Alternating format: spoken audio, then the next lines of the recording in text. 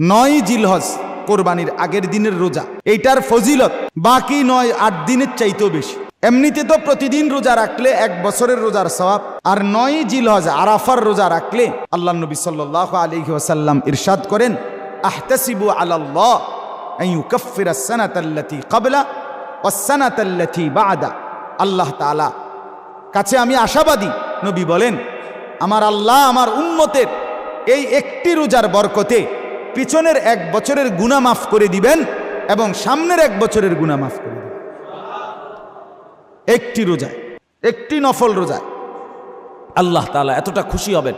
আমাদের ঢাকা ফরিদাবাদ মাদ্রাসার মুহতামিম, বাংলাদেশের শীর্ষ বুজুর্গ আলেম শেখুল হাদিস আল্লামা আব্দুল কুদ্দুস সাহেব দামাত বারাকাতুহুমুল আলিয়া, উনি বলেন, আগামী 1 বছরের গুনাহ মাফ করে দিবে মানে কি? লোকটা তো এখনো আমলই করে নাই, সামনের বছর তো এখনো আসেই নাই। তার মানে আল্লাহ তাআলা তাকে আগামী বছর গুনাহ থেকে বাঁচবার মতো হিম্মত, শক্তি, সাহস আল্লাহ দান করবে। অথবা আরেকটি অর্থ হইল, আগামী বছর তার দ্বারা যদি কোনো গুনাহ হয়, আল্লাহ তাআলা জলদি জলদি তাকে তওবা করার মতো তৌফিক দান করবে। তাহলে এই জন্য 9টা রোজা ধারাবাহিক রাখতে পারেন। যার শরীরে 9টা কুলাবে না, আপনি 3টা রোজা রাখেন, 2টা রোজা রাখেন, 5টা রোজা রাখেন, যে যদ্দূর পারেন এদ্দূর। নবীর আমল একজন উম্মত একেবারে ফেলে দিতে পারে না, এটা একটা উচিত না।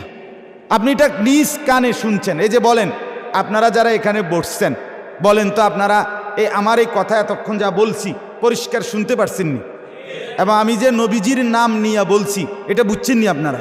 তাহলে এখন বলেন, আপনি মুসলমান, আপনি আল্লাহকে মানেন, আপনি নবী সাল্লাল্লাহু আলাইহি ওয়াসাল্লামকে নবী মানেন।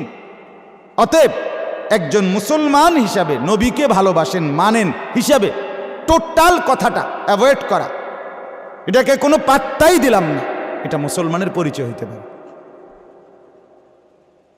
বিষয়টার কোনো গুরুত্বই দিলাম না আমি। না রাত্রিবেলা একটু নফল নামাজ পড়লাম, না একটা দিন রোজা রাখার চেষ্টা করলাম। হুজুরের ওয়াজ হুজুরে লইয়া ক্যান্টনমেন্ট চলে গেল, আমি আমার ঘুম নিয়া, আমি আমার খানাদানা নিয়া, আমার বন বিড়ি নিয়া আমি আমার জিন্দিগিতে পড়ে রইলাম। আমার বাপ, এটা উচিত না। অতএব আপনারা যারা এই ভিতরে শুনছেন, এখন আর কেউ না মানু, মনে করেন আপনাদের জিম্মাদার। আপনারা শুনছেন আল্লাহর কথা অবজ্ঞা করা, ওমান আ'রাদা আন যিকরি ফাইন্না লাহু মাঈশাতান দানকা। কোরআনুল কারীমে আল্লাহ বলেন, আমার জিকির, আমার স্মরণ, আমার কথা, আমার নাম, এটার থেকে যে বিমুখ হয়, আমি আল্লাহ তাআলা তার দুনিয়ার জীবন সংকীর্ণ করে দেই। তার আরাম কমে যায়, তার স্বস্তি কমে যায়, তার সুখ কমে যায়, তার তৃপ্তি কমে যায়। সারাক্ষণ দুনিয়া দুনিয়া, পেরেশানি আর পেরেশানি থেকে যায়। এজন্য বললাম আমরা ফিকির করবেন। তাইলে আমি এটা আপনাদেরকে প্রথম বলে নিলাম, নফল নামাজ, নফল জিকির রাত্রিবেলা একটু সময়, আর এই সামনের দিনগুলো যে যদ্দূর সাধ্যে কুলায় তারা অতটুকু অতদিন রোজা রাখার চেষ্টা করবেন। বলেন ইনশাআল্লাহ। যুবক ভাই যারা আছেন, নওজোয়ান ভাই, আপনারাও 2টা 4টা 5টা নফল রোজা রাখেন।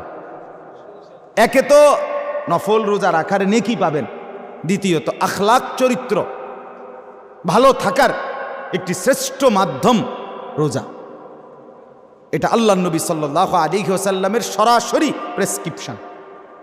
নবীজি সাল্লাল্লাহু আলাইহি ওয়াসাল্লাম বলেন, যে যুবক এখনো বিয়ে করে নাই, অথচ নারীর প্রতি তার প্রচণ্ড আসক্তি, নারীর প্রতি তার তীব্র আকাঙ্ক্ষা, নারীর প্রতি তার ভীষণ আকর্ষণ, সে তার চরিত্র হেফাজত করতে পারছে না, নারীর প্রতি তার লোভ বেশি, অথচ বিবাহ এখনো করে নাই, আল্লাহ নবী সাল্লাল্লাহু আলাইহি ওয়াসাল্লাম বলেন, একে তো বিবাহের প্রস্তুতি নাও, বাকি এই প্রস্তুতি নিতে যে কতটুকু সময় ব্যয় হইতেছে, দেরি হইতেছে কোনো কারণে, তো আল্লাহ নবী সাল্লাল্লাহু আলাইহি ওয়াসাল্লাম বলেন, ফাআলাইহি বিসসাওম, সেই যুবক, সেই পুরুষ যেন, আল্লাহর নবী বলেন, যেন সে রোজা রাখে। ফাইন্নাহু লাহু উবিজাউন, কেননা এই রোজা তাকে তার যৌন শাহওয়াত, উদ্দীপনা, কামনা বাসনা কমাইয়া ফেলতে সহযোগিতা করবে। এটা রাসূলুল্লাহ সাল্লাল্লাহু আলাইহি ওয়াসাল্লামের প্রেসক্রিপশন। এজন্য দয়া করে এটা চেষ্টা করা দরকার। একজন যুবক মুরব্বির চাইতেও সামর্থ্যবান না, সে শরীর স্বাস্থ্য সব দিক থেকে ভালো, তার 2-4-5টা রোজা রাখলে কোনো ক্ষতি নেই, শরীরের কিচ্ছু হবে না, বরং শরীর আরো ভালো হবে।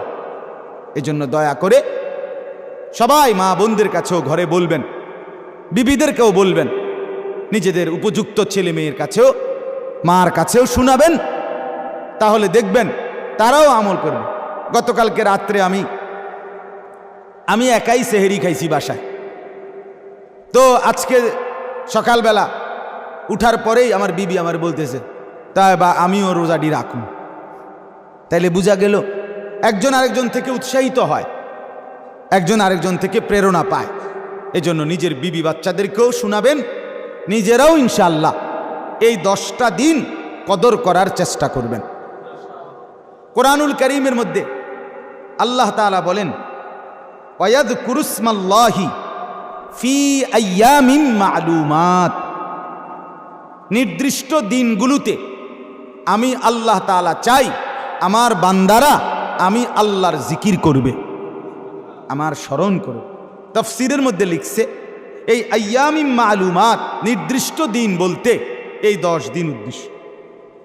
এই 10 দিন আল্লাহ তাআলার ভীষণ চাওয়া, বান্দা যেন অন্য সময়ের চাইতেও বেশি আল্লাহর জিকির করে, আল্লাহর নাম নেয়,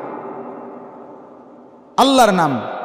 হাদিসের মধ্যে আছে, যেটা একটু আগে বলছি, আরেকটা রেওয়ায়েতে আছে এ কথাটা যে নবীজি বলছেন সারা বছরের মধ্যে আল্লাহর কাছে সবচেয়ে প্রিয় আমল এই 10 দিন। এই কথাটা বলে নবী এরপরে বলেন, ফাআকসিরু ফীহিন্নাত তাহলিল ওয়াত তাহমিদ ওয়াত তাকবীর।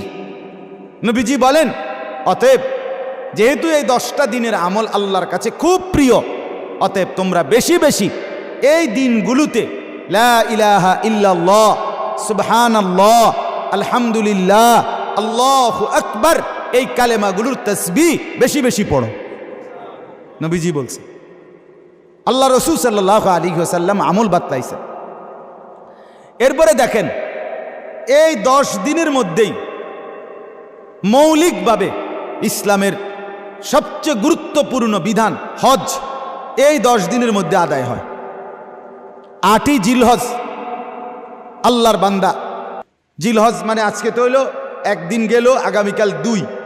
8ই জিলহজ হাজি সাহেবরা